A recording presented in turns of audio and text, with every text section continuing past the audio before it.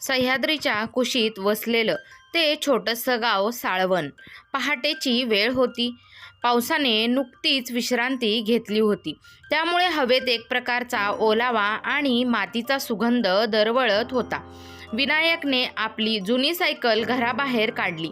त्याच्या अंगावरचा बनियान ठिकठिकाणी फाटलेला होता, पण डोळ्यात मात्र एक अजब चमक होती. आतल्या खोलीत सई पुस्तकांच्या ढिगाऱ्यात झोपली होती. रात्री उशिरापर्यंत ती दिव्याच्या प्रकाशात अभ्यास करत होती. विनायकने तिला उठवलं नाही. त्याने हळूच तिच्या डोक्यावरून हात फिरवला. सईचं डॉक्टर होण्याचं स्वप्न हे केवळ तिचं नव्हतं, तर ते विनायकच्या जगण्याचं एकमेव कारण बनलं होतं. विनायक गावातल्या सावकाराच्या शेतात कामाला जायचा, पण केवळ मजुरी करून सईच्या मेडिकलच्या शिक्षणाचा खर्च भागणारा नव्हता. म्हणून त्याने रात्री शहरात जाऊन हमाली करायला सुरुवात केली होती.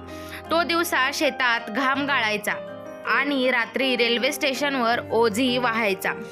एके दिवशी सईच्या कॉलेजची मोठी फी भरायची होती. विनायककडे पैसे कमी पडत होते. त्याने विचार केला, जर ही वेळ निघून गेली तर सईचं वर्ष वाया जाईल. तो एका खाजगी दवाखान्यात गेला. डॉक्टर, मला माझे रक्त विकायचे आहे, विनायक म्हणाला.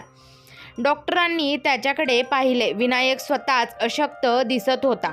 तुमच्या शरीरात आधीच रक्ताची कमतरता आहे. तुम्ही रक्त दिले तर तुम्हाला चक्कर येईल, डॉक्टर म्हणाले. विनायक हसून म्हणाला, साहेब, माझ्या रक्ताने जर माझ्या बायकोचं डॉक्टर व्हायचं स्वप्न पूर्ण होत असेल तर मला मरणाची भीती नाही.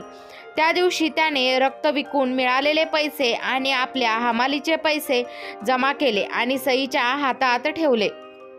सईला जेव्हा शहरातल्या मोठ्या मेडिकल कॉलेजमध्ये प्रवेश मिळाला, तेव्हा संपूर्ण गाव तिची टर उडवत होते. एका हमालाची बायको काय डॉक्टर होणार? विनायक, उगीच पैसे वाया घालवू नकोस, लोक म्हणायचे.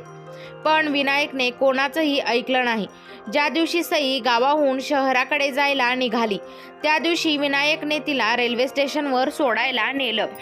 सईचे डोळे भरून आले होते. विनायक, मी तिथे गेल्यावर तुमचं काय होईल? तुम्ही स्वतःकडे लक्ष देणार नाही, मला माहीत आहे, सई हुंदके देत म्हणाली.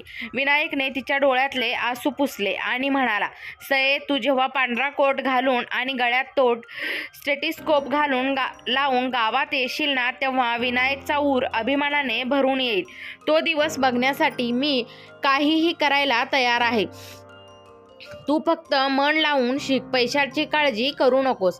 सई शहरात गेल्यावर विनायकचं आयुष्य अधिकच कठीण झालं. सईला शहरात राहण्यासाठी, खाण्यासाठी आणि महागड्या पुस्तकांसाठी खूप पैसे लागायचे. विनायकने आता दिवसातून फक्त एक वेळ जेवायचं ठरवलं. तो साध्या वरण भातावर दिवस काढू लागला. त्याच्या पायातील चप्पल झिजली होती, पण त्याने नवीन चप्पल घेतली नाही. ह्या पैशात सईला एक चांगला पेन येईल, हाच विचार त्याच्या मनात असायचा. गावच्या सावकाराने विनायकच्या परिस्थितीचा फायदा घेतला. विनायक, पैसे हवे आहेत ना, मग तुझी ही छोटी झोपडी आणि जमीन माझ्याकडे गहाण ठेव.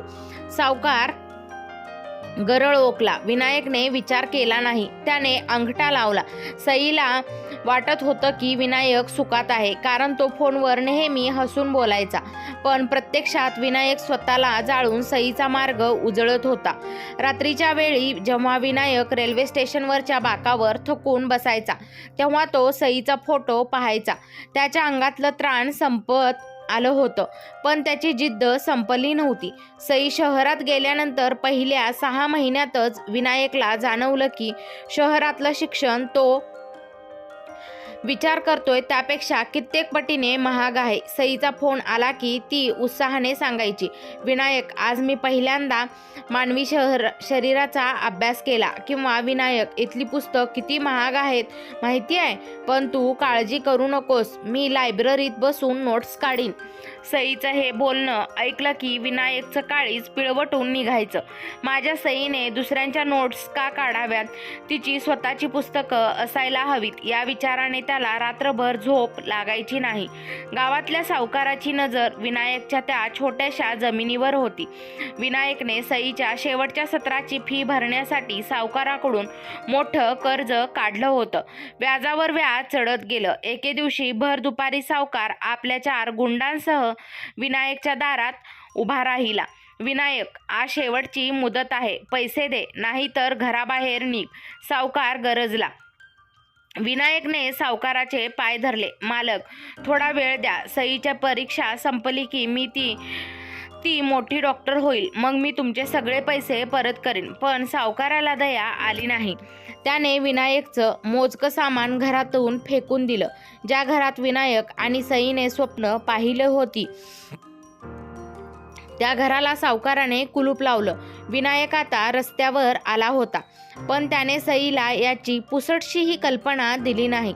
तो फोनवर सईला म्हणायचा, सई, घराची काळजी करू नको, मी मस्त आहे, तू फक्त अभ्यासावर लक्ष दे. विनायक आता शहराच्या दिशेने निघाला होता, कारण गावात आता त्याच्याकडे काहीच उरलं नव्हतं. तो पुण्यासारख्या मोठ्या शहरात पोहोचला. तिथे त्याने एका घाऊक मार्केटमध्ये ओझी वाहण्याचं काम पकडलं. दिवसा ओझी व्हायचा आणि रात्री रेल्वे स्टेशनवरच्या एका कोपऱ्यात गोंडपाटात टाकून झोपायचा. त्याची तब्येत हळूहळू खालावत चालली होती. दिवसातून फक्त 2 वडापाव किंवा एखादी कोरडी भाकरी एवढंच त्याचं जेवण असायचं. उरलेले सर्व पैसे तो मनी ऑर्डरने सईला पाठवून द्यायचा. सई विचारायची, विनायक, इतके पैसे कुठून येतात रे? तू जास्त कष्ट तरी करत नाहीयेस ना?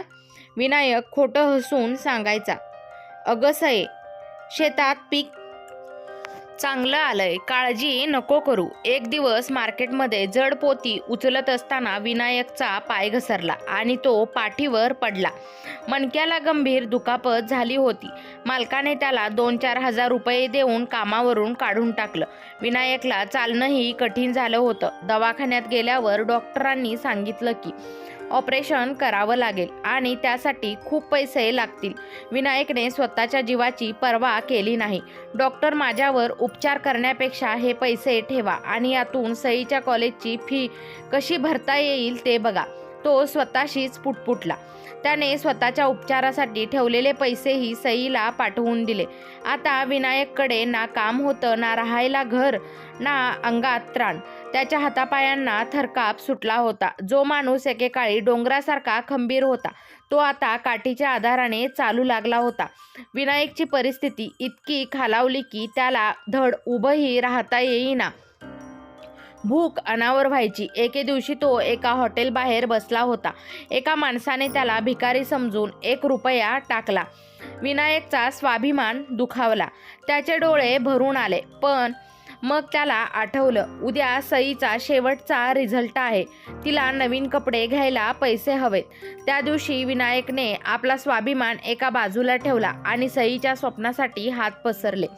माझ्या सईला डॉक्टर बनवण्यासाठी मला काहीही व्हावं लागलं तरी चालेल, हेच त्याचे शब्द होते. तो रेल्वे स्टेशनवर बसून भीक मागू लागला. येणारा जाणारा प्रत्येक माणूस त्याला तुच्छतेने पाहायचा. पण विनायकच्या डोळ्यासमोर फक्त सईचा तो पांढरा कोट होता. सईला वाटत होतं की तिचा विनायक गावात सुखात आहे, पण तिला काय ठाऊक की तिचा देवमाणूस तिच्यासाठी आज रस्त्यावर आला आहे. पुण्यातील त्या मोठ्या मेडिकल कॉलेजच्या सभागृहात आज आनंदाचे वातावरण होते. रोषणाईने सजलेला मंच आणि समोर बसलेले दिग्गज डॉक्टर्स. आज पदवीदान समारंभ होता आणि या वर्षाचे सुवर्णपदक पटकावणारी गोल्ड मेडलिस्ट डॉक्टर आहे डॉक्टर सई विनायक मोरे. टाळ्यांच्या कडकडाटात सई मंचावर गेली. तिच्या अंगावर तो पांढरा शुभ्र कोट होता आणि हातात लखलखती पदवी. सईचे डोळे भरून आले होते. तिची नजर गर्दीत फक्त एका चेहऱ्याला शोधत होती, तिचा विनायक. तिने त्याला या समारंभासाठी खूप फोन केले होते, पण त्याचा फोन कित्येक दिवसापासून बंद होता. सईला वाटले विनायकने गावात तयारी सुरू केली असेल. त्याला सरप्राईज द्यायचे असेल म्हणून तो फोन उचलत नसेल. तिने माईक हातात घेतला आणि थरथरत्या आवाजात म्हणाली, आज मी जी काही आहे ती फक्त माझ्या पतीमुळे. त्यांनी स्वतःचं रक्त आटवून मला शिकवलंय. मी आज गावी जात आहे त्यांना हे पदक दाखवायला. सईने त्याच रात्री रेल्वे पकडली. तिच्या बॅगेत विनायकसाठी नवीन कपडे, घड्याळ आणि त्याच्या आवडीचे पेढे होते. संपूर्ण प्रवासात ती फक्त विनायकचाच विचार करत होती. आता विनायकला कष्ट करू देणार नाही, त्याला आता कसं राजासारखं ठेवीन असे विचार करत तिला कधी डुलकी लागली कळलंच नाही. पहाटेची वेळ होती. रेल्वेने साळवण रेल्वे स्टेशनजवळ शिट्टी वाजवली. सईचे हृदय धडधडू लागले. तिला वाटले स्टेशनवर विनायक फुलांचा हार घेऊन उभा असेल. तो हसून तिचे स्वागत करेल. रेल्वे प्लॅटफॉर्मवर थांबली. सई सामान घेऊन खाली उतरली, पण तिथे कोणीच नव्हते. स्टेशन शांत होते. फक्त काही प्रवासी आणि हमाल इकडे तिकडे फिरत होते. सईला थोडी धास्ती वाटली. विनायक आला का नसेल? त्याची तब्येत तर ठीक असेल ना? सई स्टेशनच्या बाहेर पडण्यासाठी चालू लागली. कोपऱ्यात एका जुन्या बाकापाशी खूप गर्दी जमली होती. लोक काहीतरी कुरकुरत होते. सईला वाटलं कोणाची तरी तब्येत बिघडली असेल. एक डॉक्टर म्हणून तिचे कर्तव्य तिला गप्प बसू देईना. ती गर्दी बाजूला सारून आत शिरली. बाजूला व्हा, मी डॉक्टर आहे, सई म्हणाली. गर्दी पांगली. जमिनीवर एक माणूस पडलेला होता. त्याचे कपडे फाटलेले होते. अंगावर घाणीचे साम्राज्य होते. त्याचे केस वाढलेले होते आणि चेहऱ्यावर अनेक जखमा होत्या. त्याच्या हातातील एक फुटलेली मातीची वाटी बाजूला पडली होती, ज्यात काही चिल्लर पैसे होते. तो माणूस भुकेने किंवा आजारपणाने बेशुद्ध झाला होता. सईने व्यावसायिक सराव म्हणून त्याच्या नाडीचे ठोके तपासण्यासाठी हात पुढे केला, पण जसा तिने हातात घेतला तिच्या हाताला एक जुनी ओळख पटली. त्या हातावर एक जुना व्रण होता, जो विनायकला शेतात काम करताना झाला होता. सईच्या काळजाचा ठोका चुकला. तिने थरथरत्या हाताने त्या माणसाचे अस्ताव्यस्त केस बाजूला केले. अस्वच्छ दाढी आणि धुळीने माखलेल्या त्या चेहऱ्याकडे तिने निरखून पाहिले. विनायक, सईच्या तोंडातून शब्द फुटला. तिला आपल्या कानांवर आणि डोळ्यांवर विश्वास बसला नव्हता. ज्या माणसाला तिने परमेश्वर मानले होते, ज्याने तिला डॉक्टर बनवले, तो आज त्याच रेल्वे स्टेशनवर भीक मागत पडलेला होता, जिथे त्याने तिला शिक्षणासाठी पाठवले होते. तिने पुन्हा हाक मारली, विनायक, उठा ना. बघा, तुमची सई आली आहे. बघा, मी डॉक्टर झाले. विनायकने हळूच डोळे उघडले. त्याच्या डोळ्यात आता चमक नव्हती, फक्त थकवा होता. त्याने समोर पांढऱ्या कोटात सईला पाहिले. त्याला वाटले तो स्वप्न पाहत आहे. त्याच्या थरथरत्या हाताने त्याने सईच्या कोटाला स्पर्श करण्याचा प्रयत्न केला, पण पुन्हा हात मागे घेतला. सई, तू डॉक्टर झालीस? तो क्षीण आवाजात म्हणाला आणि त्याच्या डोळ्यातून आसवांच्या धारा वाहू लागल्या. माझ्या अंगातला हात लावू नको ग, मी घाण आहे. तुझे कपडे खराब होतील. सईने आरडाओरडा करून तिथेच टाहो फोडला. स्टेशनवरचे लोक बघत राहिले. कोणाला समजत नव्हते की ही सुशिक्षित डॉक्टर बाई या भिकाऱ्याला बिलगून का रडत आहे. लोक कुजबुजू लागले. अहो मॅडम, सोडा त्याला, भिकारी आहे तो, काहीतरी आजार असेल त्याला. सई ताडकन उभी राहिली. तिचे डोळे लाल झाले होते. तिने ओरडून सांगितले, हा भिकारी नाही, हा माझा नवरा आहे. ज्याला तुम्ही भिकारी म्हणताय ना, त्याने स्वतःला विकून मला डॉक्टर बनवले. सईने तिथल्या तिथे एक मोठा निर्णय घेतला. तिने आपले सुवर्णपदक काढले आणि विनायकच्या गळ्यात घातले. तिने त्याचा मळलेला हात आपल्या खांद्यावर घेतला. विनायक, चला माझ्यासोबत. आजपासून तुमची ही डॉक्टर बायको तुम्हाला पुन्हा त्याच मानाने जगवेल, जो मान तुम्ही मला दिलात. सईने विनायकला रिक्षात घातलं आणि ती थेट आपल्या गावाच्या घराकडे निघाली. विनायक शुद्धीवर तर होता, पण तो सईच्या नजरेला नजर देऊ शकत नव्हता. त्याला वाटत होतं की त्याने सईची मान खाली घातली आहे. सई, मला कुठे नेतीये? मला तिथेच राहू दे. आता तू मोठी डॉक्टर झाली आहेस. माझ्यासारखा भिकारी नवरा तुझ्या शेजारी शोभणार नाही, विनायक हुंदके देत म्हणाला. सईने त्याचा हात घट्ट धरला आणि म्हणाली, विनायक, जर आज मी डॉक्टर म्हणून समाजात वावरत असेन तर ते फक्त तुमच्यामुळे. तुम्ही भिकारी नाही, तुम्ही या जगातले सर्वात श्रीमंत माणूस आहात. ज्याने दुसऱ्यासाठी स्वतःचं आयुष्य अर्पण केलं. रिक्षा जेव्हा साळवन गावात शिरली तेव्हा अख्खं गाव रस्त्यावर जमा झालं होतं. सई डॉक्टर होऊन परतणार ही बातमी वाऱ्यासारखी पसरली होती. पण जेव्हा लोकांनी पाहिलं की डॉक्टर सई एका घाणेरड्या फाटलेल्या कपड्यातील भिकारी माणसाला सावरत खाली उतरतीये, तेव्हा आनंदाच्या घोषणाऐवजी तिथे शांतता पसरली. सावकार तिथेच उभा होता. तो हसत म्हणाला, काय डॉक्टर साहेब, खूप शिकलाय शहरात, पण शेवटी या भिकाऱ्यालाच गळ्यात बांधून घेणार काय? गावची आबरू घालवू नका, याला नेऊन कुठल्या तरी आश्रमात टाका.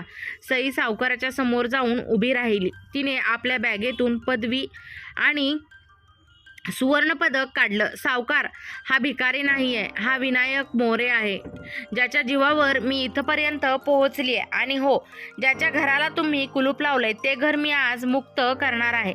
सईने विनायकला घेऊन आपल्या जुन्या झोपडीपाशी धाव घेतली. घराला सावकाराचं कुलूप होतं. सईने कोणाचंही न ऐकता बाजूला पडलेला एक मोठा दगड उचलला आणि एका फटक्यात ते कुलूप तोडून टाकले. तिने विनायकला हाताला धरून घरात नेलं. घरात सगळीकडे कोळिष्टक झाली होती, धूळ साचली होती, पण विनायकला तिथे गेल्यावर स्वर्गाचं सुख मिळालं. सईने त्याला गरम पाणी करून अंघोळ घातली, त्याचे वाढलेले केस कापले आणि त्याला नवीन कपडे दिले. विनायकच्या डोळ्यातून सतत अश्रू वाहत होते. तो अजूनही एका धक्क्यातच होता. संध्याकाळी गावातील काही प्रतिष्ठित लोक सईच्या दारात आले. सई, तू शिकली सवरली आहेस, आता तू शहरात जाऊन मोठं हॉस्पिटल काढू शकतेस. या भिकाऱ्याला घेऊन इथं राहिलीस तर कोणी तुझ्याकडे उपचाराला येणार नाही. लोकांच्या नजरेत याची किंमत शून्य आहे, गावचे सरपंच म्हणाले. सई शांतपणे बाहेर आली. तिने सगळ्यांसमोर एक सतरंजी अंथरली आणि त्यावर विनायकला बसवले. ती म्हणाली, तुम्हाला हा भिकारी वाटतोय ना? मग ऐका.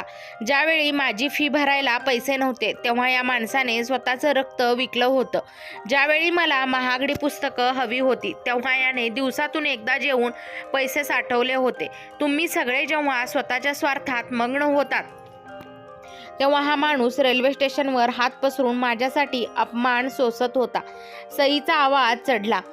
जर अशा माणसाला स्वीकारायला या समाजाला लाज वाटत असेल तर मला अशा समाजाची डॉक्टर व्हायची गरज नाही.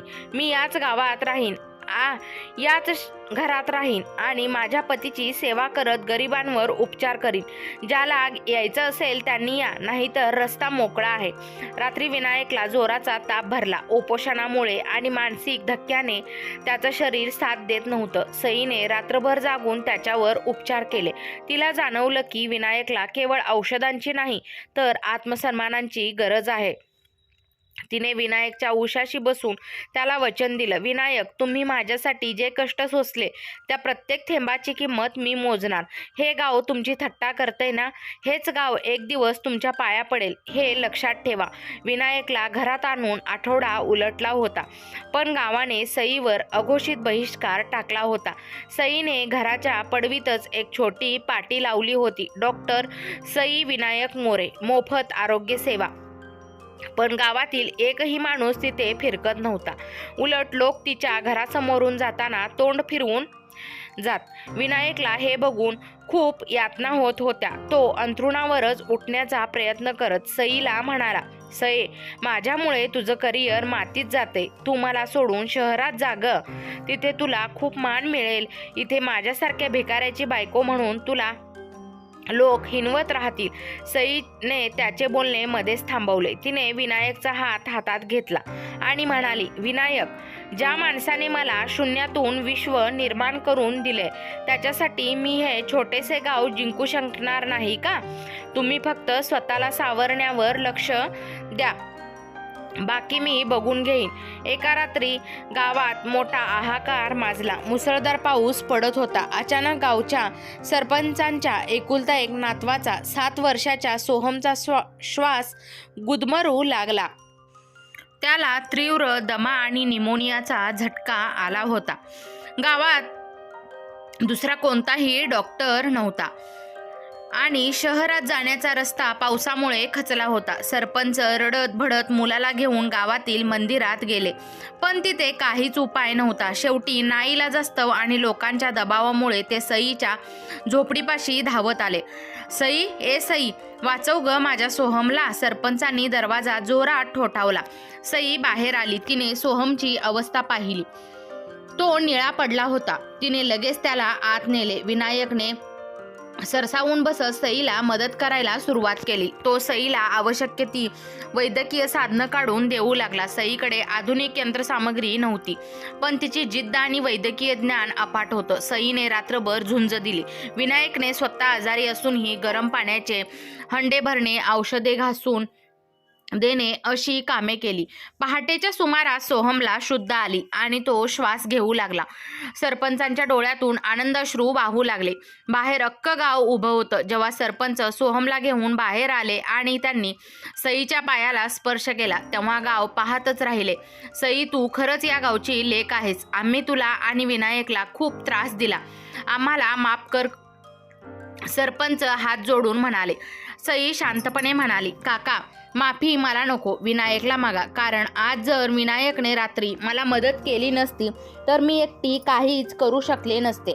ज्याला तुम्ही भिकारी म्हणताय ना, तोच आज या मुलासाठी देवदूत बनला आहे. गाव आता सईच्या बाजूने झुकू लागलं होतं. हे बघून सावकार अस्वस्थ झाला. त्याने विनायकवर घेतलेल्या जुन्या कर्जाचा मुद्दा पुन्हा उकरून काढला.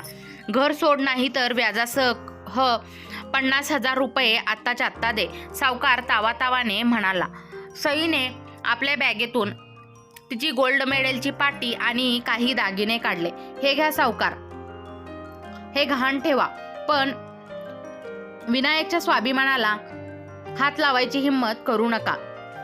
8 दिवसात तुमचे सगळे पैसे मी शहरातल्या मोठ्या हॉस्पिटलमध्ये जाऊन ऑपरेशन्स करून कमवून आणीन आणि हे घर कायमचं मुक्त करीन. विनायकला आता जाणवलं की त्याची सई आता फक्त त्याची बायको राहिली नव्हती, तर ती त्याची ढाल बनली होती. त्याने ठरवलं, आता रडून चालणार नाही. सईसाठी मला पुन्हा ताठमानेने उभं राहावं लागेल. सईने सावकाराचे आव्हान स्वीकारले होते. तिला माहीत होते की केवळ गावात राहून इतकी मोठी रक्कम 8 दिवसात उभी करणे शक्य नाही. तिने विनायकला विश्वासात घेतले. विनायक, मला काही दिवसांसाठी शहरात जावं लागेल. तिथल्या एका मोठ्या हॉस्पिटलने मला व्हिजिटिंग सर्जन म्हणून बोलावलं आहे. एका मोठ्या ऑपरेशनचे त्यांना तज्ज्ञ हवे आहेत. मी ते पैसे घेऊन लवकरच परत येईन. तुम्ही स्वतःची काळजी घ्याल ना? सईने विचारले. विनायकच्या डोळ्यात आता भीती नव्हती, तर एक नवा आत्मविश्वास होता. सई, तू बिंदास्त जा. हा विनायक आता पुन्हा कधीच कोणासमोर हात पसरणार नाही. तू येईपर्यंत मी हे घर आणि तुझी ही पाटी जपून ठेवीन. सई शहरात गेल्यावर विनायकने बसून राहणे पसंत केले नाही. त्याच्या मणक्याला दुखापत होती, पण इच्छाशक्ती प्रबळ होती. त्याने गावातल्या तरुणांना एकत्र केले. ज्या शाळेत विनायकने मजुरी केली होती तिथल्या मुख्याध्यापकांनी त्याला बोलावले. विनायक, तू शिकला नसलास तरी तुला शेतीचं आणि कष्टाचं ज्ञान अफाट आहे. आमच्या शाळेच्या बागेची जबाबदारी घेतोस का? मुख्याध्यापकांनी विचारलं. विनायकने ते काम आनंदाने स्वीकारलं. तो आता भिकारी म्हणून नाही, तर विनायक काका म्हणून शाळेत जाऊ लागला. लहान मुले त्याच्या भोवती गोळा होऊ लागली. विनायक त्यांना गोष्टी सांगायचा, कष्टाचे महत्त्व पटवून द्यायचा. गावाला आता विनायकचा तो जुना कष्टाळू चेहरा पुन्हा दिसू लागला होता. 5व्या दिवशी सावकार पुन्हा आला. त्याला वाटले सई पळून गेली असेल. काय रे भिकाऱ्या, तुझी बायको आली की नाही अजून? पैसे नसतील तर घराबाहेर निघायची तयारी कर, सावकार ओरडला. पण यावेळी विनायक घाबरला नाही. तो शांतपणे उभा राहिला. सावकार, सई येईलच, पण तोपर्यंत हे पहा. विनायकने आपल्या कामातून कमावलेली काही पैसे आणि गावच्या लोकांनी दिलेल्या मदतीचा हिशोब दाखवला. इतक्यात गावचे सरपंच तिथे आले. सावकार, विनायक आता एकटा नाहीये. संपूर्ण गाव त्याच्या पाठीशी आहे. तुम्ही जे व्याजाचे जाळे विणले आहे त्याचा हिशोब आता आम्हाला तपासायचा आहे. सावकार चपापला. गावकऱ्यांची एकजूट बघून त्याची दातखिळ बसली. 7व्या दिवशी संध्याकाळी एक पांढरी गाडी गावाच्या वेशीवर थांबली. त्यातून डॉक्टर सई बाहेर उतरली. तिच्या हातात एक बॅग होती. ती थेट सावकाराच्या वाड्यावर गेली. गावकरी मागे चालतच होते. सईने सावकारासमोर पैशांचे पाकीट ठेवले. सावकार, हे घ्या तुमचे मुद्दल आणि व्याजाचे पैसे. आजपासून माझं घर आणि माझा विनायक तुमच्या कर्जातून मुक्त आहेत. आणि हो, हे घ्या घराचे कागदपत्रे. यावर आता तुमची सही हवी आहे. सावकाराला सही करावीच लागली. सईने ते कागदपत्रे घेतली आणि धावत जाऊन विनायकच्या हातात ठेवले. विनायकने ते कागदपत्रे आपल्या कपाळाला लावले आणि त्याला रडू कोसळले. त्या रात्री सईने विनायकला एक आनंदाची बातमी दिली.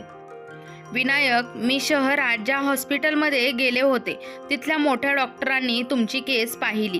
त्यांनी सांगितलं की तुमच्या मणक्याचं ऑपरेशन होऊ शकतं आणि तुम्ही पुन्हा पहिल्यासारखे ताठ उभे राहू शकता. पण त्याहूनही मोठा धक्का तेव्हा बसला जेव्हा विनायकने सईला एका जुन्या पेटीपाशी नेले. त्याने ती पेटी उघडली. त्यात सईच्या कॉलेजच्या काळात विनायकने तिला लिहिलेली पण कधीही न पाठवलेली शेकडो पत्रे होती.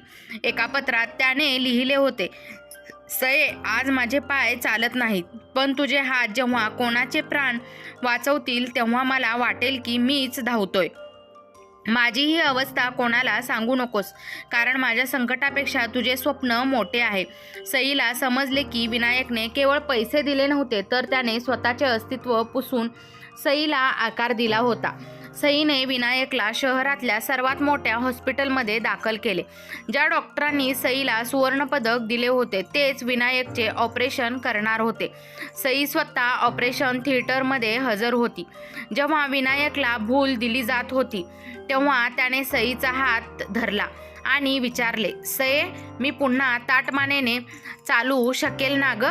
सईने त्याच्या कपाळाचे चुंबन घेतले आणि म्हणाली, विनायक, तुम्ही तर कधीच वाकला नव्हतात. तुमचं मन इतकं उत्तुंग आहे की त्याच्यासमोर ही दुखापत काहीच नाही. ऑपरेशन यशस्वी झाले. काही महिन्यांच्या फिजिओथेरपीनंतर विनायक आपल्या पायावर उभा राहिला. काठी फेकून देऊन जेव्हा त्याने पहिले पाऊल टाकले तेव्हा सईच्या आयुष्यातील ते सर्वात मोठे यश होते. सईला शहरात मोठ्या पगाराच्या नोकऱ्यांच्या अनेक संधी होत्या, पण तिने त्या नाकारल्या. तिने साळवन गावातच राहण्याचा निर्णय घेतला. पण आता ती एकटी नव्हती. गावकऱ्यांनी स्वतःहून श्रमदान करून आणि लोकवर्गणी गोळा करून सईला एक जागा दिली. तिथे एक भव्य हॉस्पिटल उभे राहिले. हॉस्पिटलच्या प्रवेशद्वारावर कोण्या नेत्याचे किंवा देवाचे नाव नव्हते. तिथे मोठ्या अक्षरात लिहिले होते, विनायक मोरे ग्रामीण रुग्णालय. उद्घाटनाच्या दिवशी सईने विनायकला फीत कापायला लावली. विनायक संकोचून म्हणाला, सये, मी तर साधा माणूस, मी कसा काय? सई उत्तरली, ज्या माणसाने स्वतःच्या आयुष्याची राख करून दुसऱ्याला प्रकाश दिला त्याच्यापेक्षा मोठा उद्घाटक या जगात दुसरा कोणीच असू शकत नाही. हॉस्पिटल सुरू होऊन काही दिवस झाले होते. सई रुग्णसेवेत मग्न होती. विनायक आता हॉस्पिटलचे व्यवस्थापन पाहायचा. एके दिवशी एक वृद्ध माणूस तिथे आला. त्याचे कपडे फाटलेले होते आणि तो खूप आजारीही होता. तो दुसरा कोणी नसून तोच सावकार होता, ज्याच्या मुलांनी त्याला घराबाहेर काढले होते आणि संपत्ती हडपली होती.